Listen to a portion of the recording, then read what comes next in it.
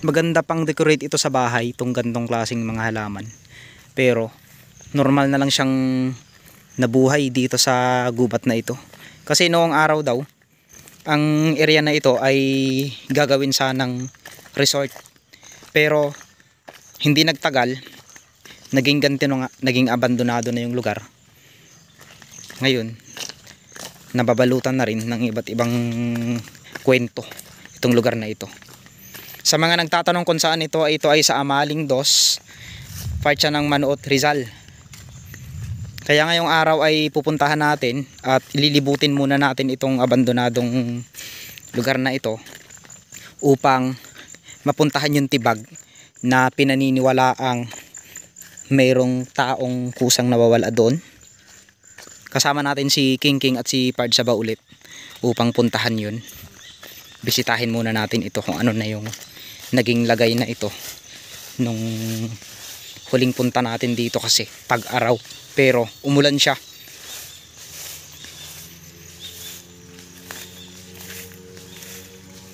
Ayan na yung itsura niya. Ito naman yung CR na halos tinirahan na ng mga duwende. Yan o, bahay ng duwende yan. Punso ba? Meron siyang ano oh.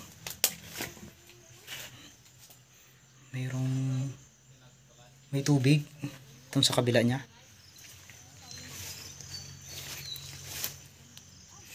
Talagang abandonado na itong lugar na ito, no? Yan, makakasama ulit natin si King upang i-explore ang lugar na ito.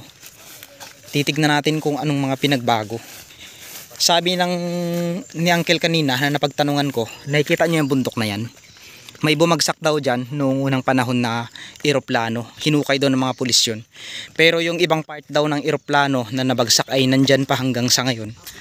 Pero hindi na namin alam yung exact location. Maganda yun kapag nakuha mo yung kanyang ilis yung sa likod niya. Tambutso ng eroplano. Mamahalin daw yun. Ayaw na nga na magbabak hapon. Nakarating ang tutok-tok. Nakarating ka na sa Lambungan, Pards? Wala pa nga. Gusto ko makakano dyan. Pumunta kami dyan. Ari, wala pa kami pala sa may kalahati. Bumalik kayo? Bumalik na kami. Ito namin nasa taas na kami. Dito ka dadaan. Sa, ano yun? Gagi. Nagulat ako doon mga kalahi ah. Ano to? King gilingan? Oo, dati. Gilingan ng organic. Ito? Oo. Ganito pala ang gilingan ng organic. Ang pataba sa lupa. Ito pala yun. Pero naabandona na siya mga kalahi oh. Parang hindi na siya. Pero gumagana pa siguro to, no? Kailangan na yan na makina. Makina lang. Wala na kasi nagagawa dyan eh. Papasukin ulit natin itong bahay na ito na meron ditong sinasabi sila na nagmumulto daw. Meron daw ditong babae na may buhat-buhat na kadena at umiiyak daw, humihingi siya ng hostisya. Kaya ngayon, bago tayo pumunta, saan yung ano na yun, King? Yung daan papuntang sinasabi mo? Tibag. Tibag. Dito na tayo para sa mabilis. Ah, dito na. Bumbuhin na natin yan. Sige, dito na tayo. Medyo creepy itong lugar na ito, mga kalahi, oh. 'Di ba? Gilingan din 'to. Oo, gilingan din ng organic. Ayan, oh, yung nakaraan. Pinuntahan natin 'to. Wag na tayong pumasok siguro. Nakakatakot. Yung mga kalahi, oh. May mga ganito pa rin.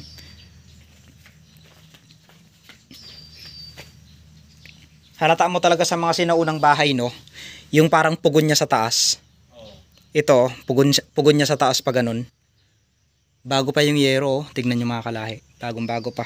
Pero matagal na itong yero na ito. Nung ano, isipin mo, ang tigas ng yero na yan. Mas matigas pa sa puso ng ex ko. Ayan, oh. Uy, Pards, ingat ka dyan. May mga ano dyan, oh. Maling tao. Ayan, oh, kita mo yan. Magkamali ka dyan para kang ano sa maling tao. Papasok na tayo, King. Ano yung ano niyan, King? Ano yung mga kwento dyan noon nung araw? Nung araw daw yan ay meron diyang nanggagaya ng kuwangis ng tao. Ng muka. Tapos biglang tatalon sa ilog. Hindi na lumulutang. O, ibig sabihin, nangliligaw siya. Nako, ito na mga kalahi. Kayang nandito pa rin kaya yung tibag na yun? Buhay pa kaya yun? Kasi noong araw daw, may bumagsak daw dito na eroplano. May posibilidad kaya na yung eroplano na yun. Masakay. Baka yun na yung mga multo na nagpaparamdam dito. At sabi nila, mayroon din dyan kayamanan na hinuhukay. Sa taas niyan, di ba? May mga kayamanan dyan mga kalahi na hinukay ng mga tao dahil sa paniniwala na ito daw ay mayroon daw mga ginto, pero wala naman silang nakita o hindi natin alam kung nakuha na nila, hindi lang nila sinabi kasi ganun naman talaga ang mga treasure hunter, hindi sila nagsasabi kung talagang nakuha na nila o hindi.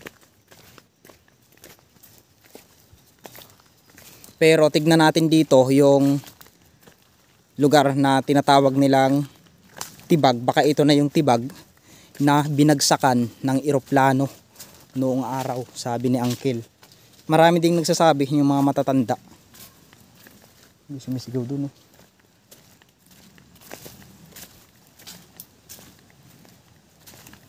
Naranasan mo na rin King magpunta ng mag-isa lang dito? Ikaw lang mag-isa? Oo, nagagawa ng bahay. Dito?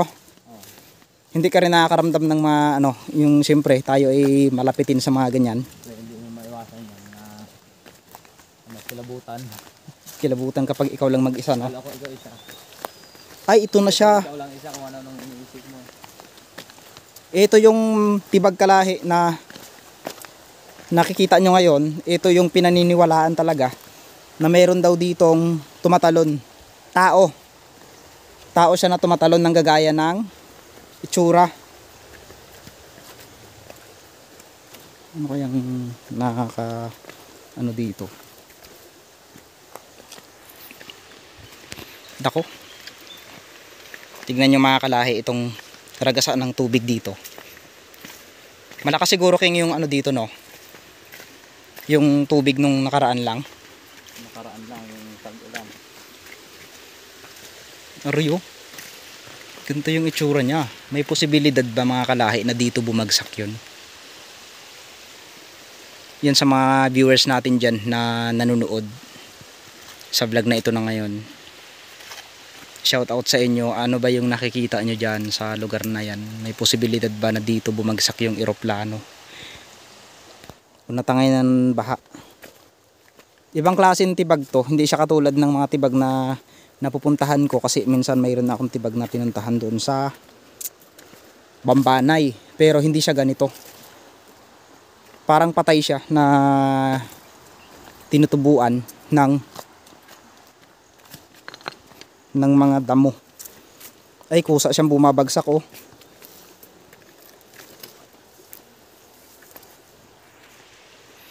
Saan banda yun King yung tumatalon? Dito ba? Dito daw yung dati. Pero naglala na ngayon ng tibag eh. Dati ba hindi ito ganito yung itsura ng tibag na to? Hindi. Meron pa yan dyan dati na patag-patag nito. Itong taas niya. Oh. Pero tibag na siya. Parang umipon lang yung lupa na nagpatag. Noong araw siguro malalim ito kaya pwedeng maligo yung mga tao, pero ngayon naabandonado na. Sa tagal na rin ng panahon, ayun o, may nakita pa nga tayo ditong pinutol na. Ayan yung isang dahilan bakit nagkakaroon ng tibag ang mga kabundukan natin. Dahil sa mga illegal na pamumutol ng mga tao. Lapitan natin mga kalahi kung ano ba yung itsura na to. Ingat lang tayo kasi baka biglang bumagsak. Parang abo no? Parang abo ng bulkan.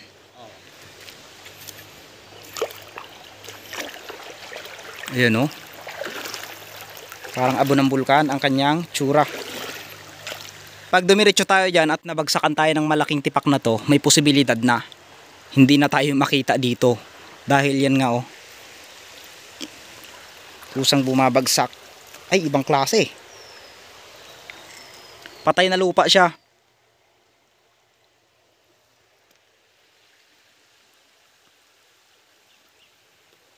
Patay na lupa. Ayan, kasama ko si King at si Pards. Anong tawag ng sapa na ito sa inyo, King? Sapa ng bunggalo. Bunggalo. Doon sa amin naman, ang kadugtong na to, amaling. Amaling lang yung tawag sa sapa na yon. Pero meron din doong kwento. Ngayon, dahil napuntahan na natin mga kalahi, ito na ba talaga yung binagsakan ng isang eroplano na tinanungan ko kanina? Kasi sabi ni Uncle ay mayroon daw ditong bumagsak na eroplano na kung saan ay inimbestigahan ng mga pulis, at ang masaklap doon, yung ibang parte ng eroplano hindi na nakuha. Kumbaga, nagwatak-watak na. Pero matagal ng panahon yun bago nangyari yun. Siguro hindi pa kami buhay, no? Baka tayo ay nasa isip pa lang. Yan, sa mga subscriber natin mga kalahi, maraming salamat po sa panonood nyo ng simpleng vlog na ito. At sana nag-enjoy kayo at nailibot namin kayo sa lugar na ito, no? Dahil pambihirang pagkakataon lang ang makatuklas ng mga ganitong senaryo na isipin mo na lang sa gantong lugar, napakasimple at malalaki yung ano, 'di ba?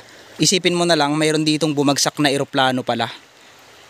Maraming buhay pala ang nagbuwis sa lugar na ito, at yun nga, mayroon ngang kwento dito na may nanggagaya daw ng muka. Delikado yun. Halimbawa, pumunta ka sa isang gubat, tapos may nakita kang kasamahan mo, binaya yung pagmumuka, tapos pinunta ka sa ibang lugar.